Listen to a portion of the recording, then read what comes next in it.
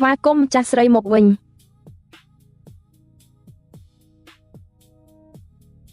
ខ្ញុំសូមអង្វរម្ចាស់ស្រីជួយសង្គ្រោះគ្រួសារធំទាំង4យើងផងលោកប៉ាតើប៉ាធ្វើអ្វី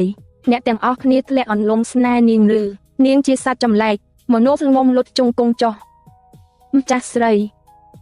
គ្រូសាលីបានរងគ្រោះយ៉ាងខ្លាំងបើរឿងនេះនៅតែបន្តពួកគេនឹងវិនិមន្តគេជាមិនខាន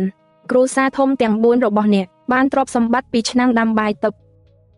គួរតែការពារវាប៉ុន្តែអ្នកទុកវាចោលនេះជាកម្មដែលអ្នកសមនឹងទទួលម្ចាស់ស្រីសូមអភ័យទោសឲ្យយើងខ្ញុំផងចំពោះការធ្វើប្រហែសរបស់ខ្ញុំមែនហើយ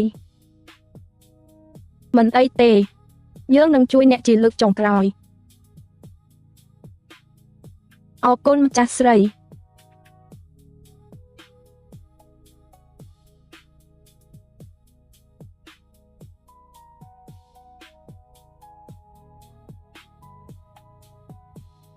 ប៉ាតើនាងជានរណាប៉ាតើនាងជានរណាជាមនុស្សដែលឯងមិនអាចប៉ះពាល់បានឡើយពួកឯងនាំអ្នកនាងឯងទៅចាប់ពីពេលនេះមិនឲ្យចេញពីផ្ទះការអនុញ្ញាតពីកូនដឹងខុសហើយប៉ា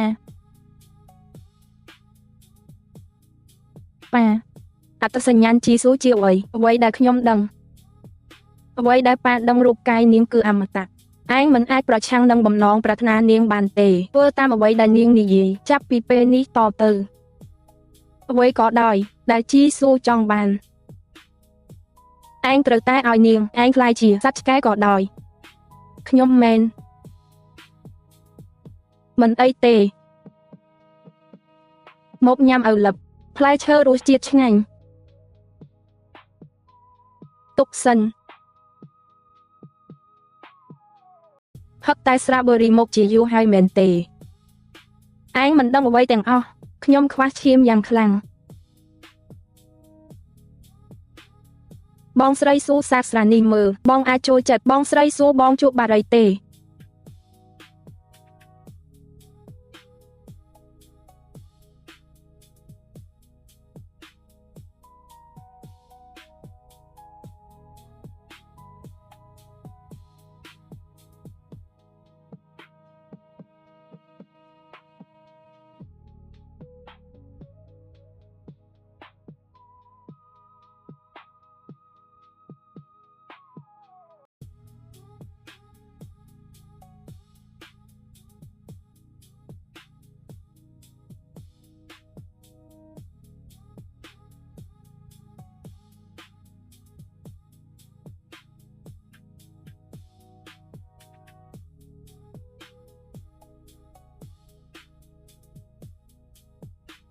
យើងត្រូវទៅរកឆ្នាំងដាំបាយទឹកហេតុអ្វីបានជាយើងមកទីនេះម្ដងទៀត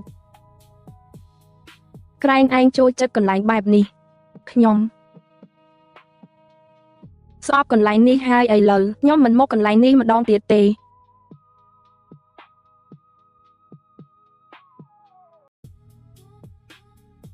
ដូនតាតូចរបស់ខ្ញុំ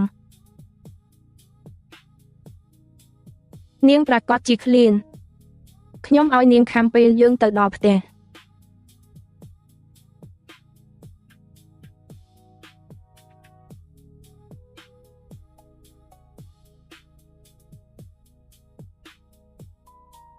ខ្ញុំមិនទៅវិញទេយប់នេះ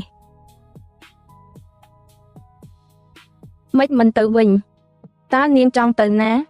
ក្នុងចំណោមគ្រួសារធំទាំង4ខ្ញុំមានទេសកលមានឈាមឲ្យខ្ញុំហើយកុំឲ្យឯងអស់ឈាមពេកខ្ញុំមិនបង្ខំឯងទេទៅឲ្យឆ្ងាយទៅ